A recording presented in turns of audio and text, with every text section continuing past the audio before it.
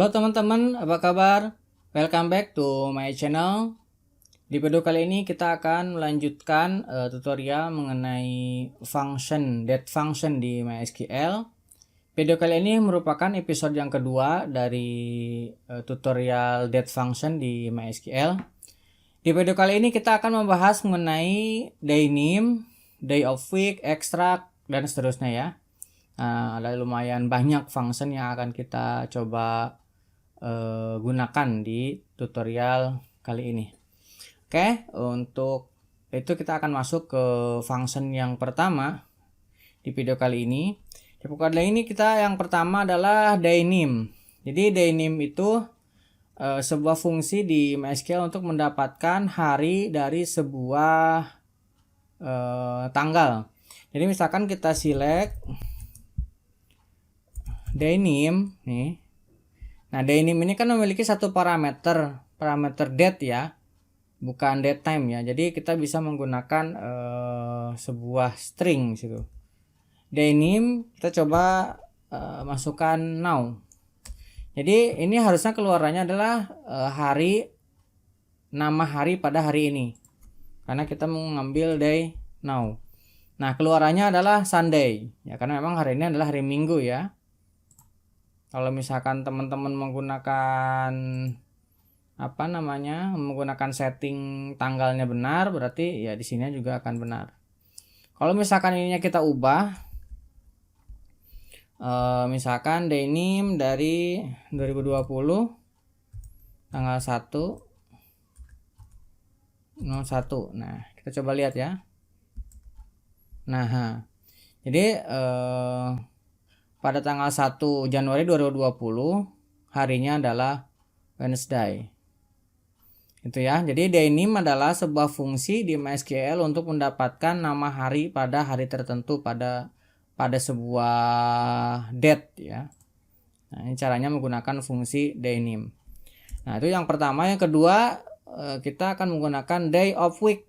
Jadi kita ingin mendapatkan hari pada minggu tertentu. Misalkan select day of. Nah, day of itu ternyata ada 3 ya. Nah, di sini saya tulis hanya day of week, tapi kita akan coba ya, day of year, day of month, day of week. Kita coba day of week dulu. Day of week itu kita mendapatkan hari pada minggu yang ditentukan. Misalkan saya kasih now di sini. Sekarang adalah, nah, jadi sekarang kalau kita lihat di minggu ini adalah hari pertama, bener kan? 15. Kalau dilihat di sini, kalian nggak, harusnya sih enggak ya. Ini kalau misalkan dilihat kalender di sini tanggal 15 adalah hari pertama di minggu ini. Kalau misalkan ini kita ubah ke 2020 01/01. Nah, ini menjadi hari keempat di minggu yang ada tanggal 1-nya. Nah, kemudian kalau misalkan day of year, month dulu dah sebelum year. Day of month now. Jadi hari keberapa pada bulan tertentu, pada bulan yang ada tanggalnya ini. Jadi hari ke-15 di bulan ini, karena kita now ya. Kita lihat lagi. Nah, benar kan? Di bulan November ini adalah hari ke-15. Nah, itu day of month. Kemudian kalau misalkan select day of year. Nah, kalau day of year, hari dalam tahun tertentu. Kalau misalkan kita kasih now, harusnya ini jumlah hari sampai di hari sekarang dari tahun yang berjalan, 320 hari dari Januari sampai hari ini. Nah, kira seperti itu ya. Day of week, day of month, day of year. Day of itu ada 3. Oke, kita masuk ke materi yang ketiga. Ini agak ngebut karena supaya sebenarnya function ini sederhana ya. Jadi bisa tinggal sekali gunakan begitu aja. tapi ya kadang kita tidak tahu nama functionnya, makanya di sini saya coba urut. Kalau teman-teman ingin detail, teman-teman bisa cek di dokumentasi mysql.com-nya ya. Di sana lebih lengkap lagi. Ini saya mengambil sebagian fungsi yang memang sering digunakan aja gitu. Kemudian ekstrak, select ekstrak. Nah, ini ekstrak itu ada banyak parameter ya. Ekstrak bisa second, minute, hour, kemudian diteruskan dengan integer. Nah, ekstrak, nah kalau misalkan mau ekstrak, misalkan day. Nah, kita harus tentukan from apa. Misalkan dari sekarang, from now. Jadi sebenarnya fungsinya ya hampir sama dengan tadi ya.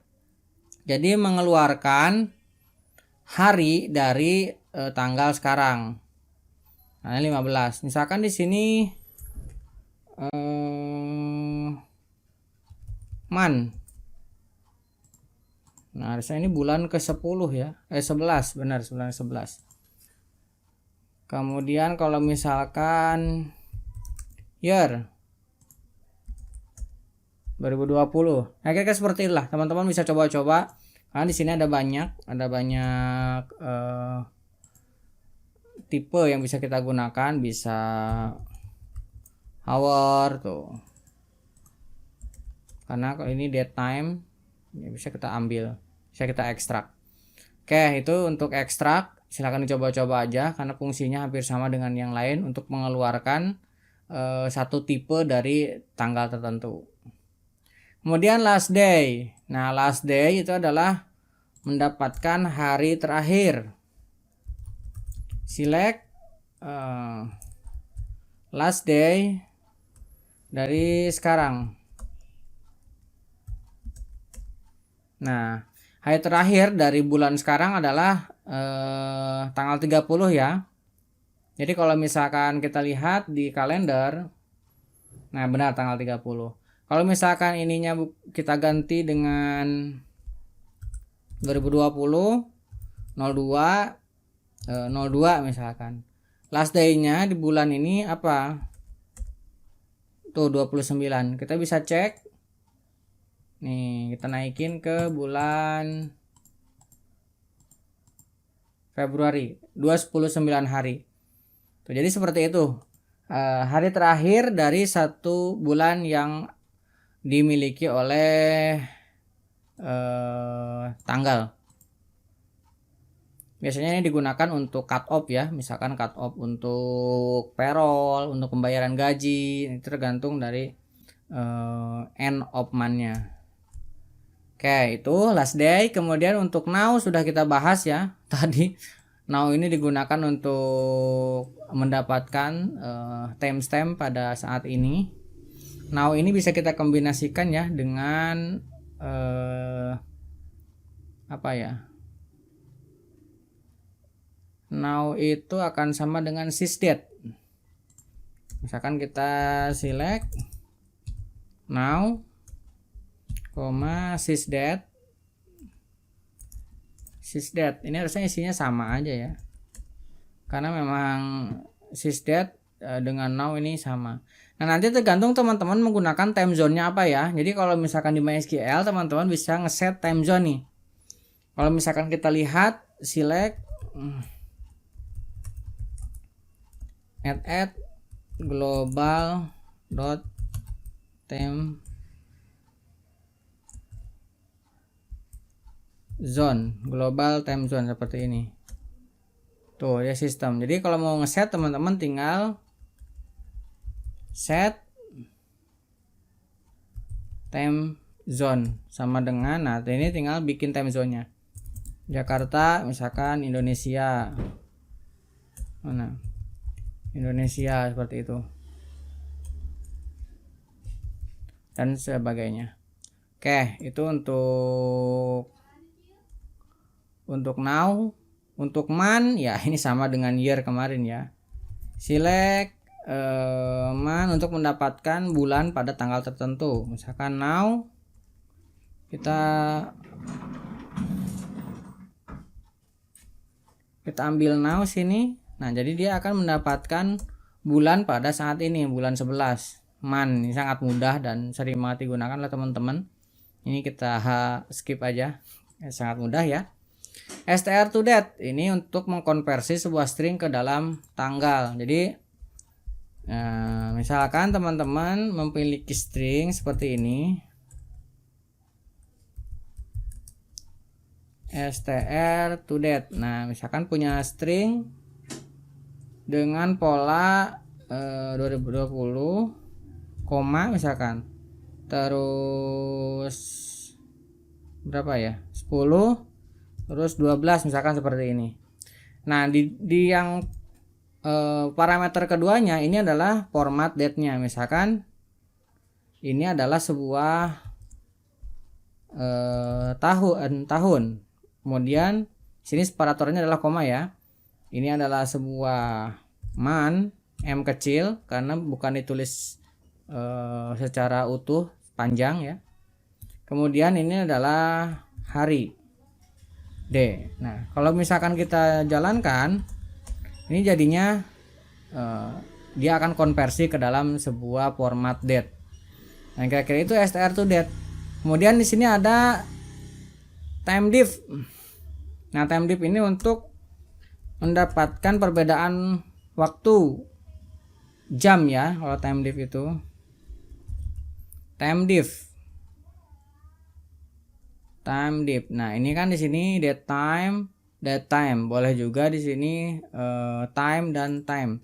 Misalkan kita mau perbedaan jam 10.00 dengan jam 11.00 ya. Nah, kalau misalkan kita jalankan, ini harusnya perbedaannya 1 karena ini kebalik. Jadi ini -1 ya. Kira-kira seperti itulah, gampang lah. Ataupun teman-teman mau menggunakan date time juga boleh. Misalkan di sini now, kemudian di sininya 2020 10. Nah, kita coba jalankan, bisa nggak nih? Nah, jadi seperti ini perbedaannya. Dia akan konversi ke dalam jam. Nah, kemudian yang selanjutnya adalah di sini adalah timestamp diff. Nah, kalau timestamp diff ini mirip dengan date diff di SQL Server ya. Kalau teman-teman sudah pernah pakai SQL Server pasti tahu. Select timestamp diff. Nah, di sini ada 3 parameter ya. Yang pertama adalah tipe yang akan kita ambil perbedaannya. Misalkan day. Jadi kita akan mencari perbedaan hari dari misalkan sekarang dengan 2020 10. Nah, ini kalau seperti ini adalah untuk mencari perbedaan hari dari tanggal sekarang dengan bulan 10. Kalau kebalik dia akan minus. Nah, teman-teman ini tinggal dibalik aja sebenarnya. Nah, jadi yang paling kecil duluan, yang paling besar belakangan. Tuh, perbedaannya adalah 36 hari. Kalau di sini diganti dengan hour bisa, perbedaannya berapa jam. Tuh. Di sini diganti dengan man juga bisa. Perbedaannya berapa bulan. Jadi ini mirip dengan date diff yang dimiliki oleh SQL Server. Kalau di MySQL, timestamp diff ini yang sering saya gunakan nih. Kalau misalkan mau mencari perbedaan di antara 2 tanggal di dalam 2 field yang berbeda. Dan kita bisa tentukan nih perbedaannya pakai apa. Pakai month, pakai day, pakai year, boleh juga pakai hour dan sebagainya. Bisa banyak yang teman-teman bisa lihat dokumentasi lengkapnya di mysql.com. Oke, kira-kira seperti itu. Cukup panjang, kita membahas 9 function tambahan dari yang sebelumnya 6 apa 6 ya di part 1. Kita bahas di part 2 ada 9 fungsi fungsi date di MySQL. Nah, mudah-mudahan ini bisa membantu teman-teman memberikan gambaran secara lebih luas ya tentang MySQL atau fungsi date MySQL. Mudah-mudahan bisa mencerahkan dan menambah informasi buat teman-teman. Buat teman-teman yang belum subscribe, jangan lupa subscribe dan nyalakan tombol loncengnya. Sampai ketemu di video selanjutnya.